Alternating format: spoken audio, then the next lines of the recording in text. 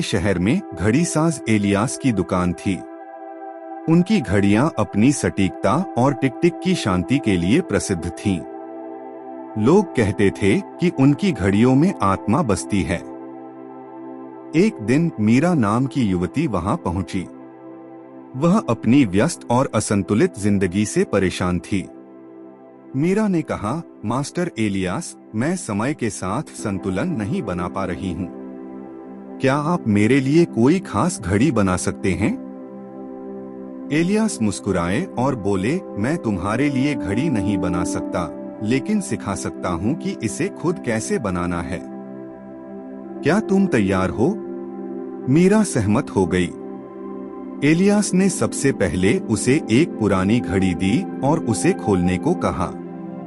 मीरा ने उत्साह से घड़ी के टुकड़ों को अलग किया, लेकिन जब उसे जोड़ने की कोशिश की तो कुछ भी ठीक नहीं हो रहा था।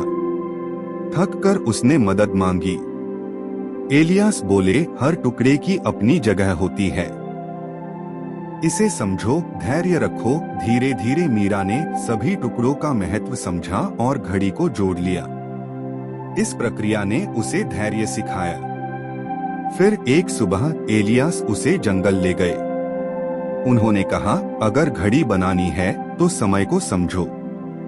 यहाँ बैठो और सूरज ढलने तक प्रकृति को देखो। मीरा ने पहले घबराहट महसूस की, लेकिन धीरे धीरे उसने देखा कि कैसे परछाइयाँ लंबी होती हैं, पक्षियों के स्वर बदलते हैं और हवा का रुख समय का संकेत देता है।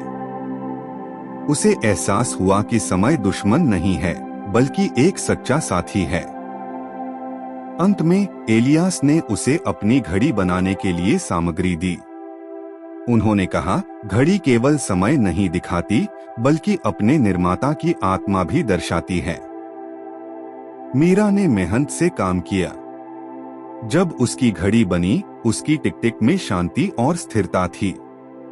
उसकी आवाज सुनकर मीरा के भीतर भी वही संतुलन महसूस हुआ। एलियास मुस्कुराए और बोले, शांति समय को नियंत्रित करने से नहीं, बल्कि उसके साथ बहने से आती है।